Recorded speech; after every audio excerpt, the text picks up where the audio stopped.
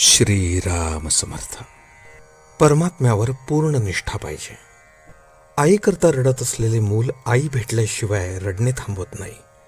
त्याप्रमाणे समाधानाकरता आनंदाकरता धडपडणारा आपला जीव परमेश्वर प्राप्त झाल्याशिवाय शांत राहू शकत नाही. म्हणून प्रपंचाची काळजी न करता परमेश्वराची प्राप्ती कशी होईल याची काळजी करा. भगवंतावर संपूर्णपणे निष्ठा ठेवल्याशिवाय आपली प्रपंचाची काळजी दूर होणार नाही. सर्व जगताचा जो पालन करता तो आपले पालन नाही का करणार? प्रत्येक गोष्ट त्याच्यात सत्तेने होते हे लक्षात ठेवा. मग प्रपंच कधीही बाधक होणार नाही. एक भगवंतावरची निष्ठा मात्र शेवटच्या श्वासापर्यंत सांभाळा. आपण पुराणात वाचलेच आहे की भीष्माने पांडवांना मारण्याची प्रतिज्ञा केली. भीष्म प्रतिज्ञा असती मग ती खोटी कशी होऊ शकेल? सर्व पांडव चिंताग्रस्त झाले. पण द्रौपदीची निष्ठा मात्र जबरदस्त होती. ती म्हणाली, आपण श्रीकृष्णाला विचारू. तिने सर्व वृत्तांत त्याला कथन केला. श्रीकृष्ण म्हणाला, भीष्माची प्रतिज्ञा खोटी कशी होईल? तरी आपण एक प्रयत्न करून बघू. तो म्हणाला, द्रौपदी, तू आता असे कर, रात्री भीष्माचार्यांच्या आश्रमात जा. तिथे फक्त संन्याशांना आणि स्त्रियांना मुभा आहे. मी तुझ्याबरोबर आश्रमापर्यंत येतो. त्यानंतर श्रीकृष्ण द्रौपदीला घेऊन भीष्माचार्यांच्या आश्रमापर्यंत गेले आणि बाहेरच तिचे अलंकार आणि इतर वस्तू सांभाळत बसले.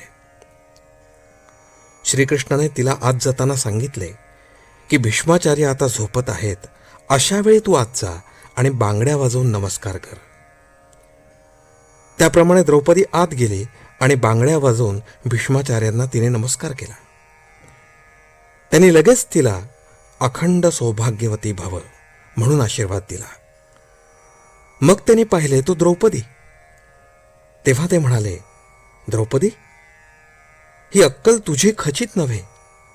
तुझ्याबरोबर कोण आहे ते सांग. ती म्हणाली, माझ्याबरोबर गडी आणलाय, तो बाहेर उभा आहे. भीष्माचार्यांनी बाहेर येऊन पाहिले. त्यांनी श्रीकृष्णाला ओळखले, परंतु आता सर्व काम होऊन चुकले होते.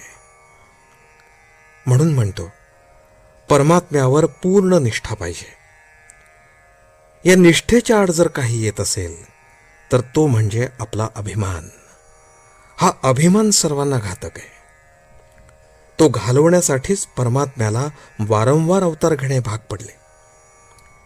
ही अभिमानाची हरळी नाहीशी व्हायला भगवंताच्या नामासारखा दुसरा उपाय नाही. नामावर प्रल्हादाने जशी निष्ठा ठेवली तशी ठेवावी. त्याने नाम श्रद्धेने घेतले आणि निर्विषय होण्याकरता घेतले. आपण ते विषयाकरता घेऊ नये. नामापरते दुसरे सत्य नाही हे समजावे. याच जन्मात हे नाम शांतीचा आणि समाधानाचा ठेवा मिळवून देईल. आजचे बोधवचन. नामस्मरणात स्त्री पुरुष, श्रीमंत गरीब हे भेद नाहीत.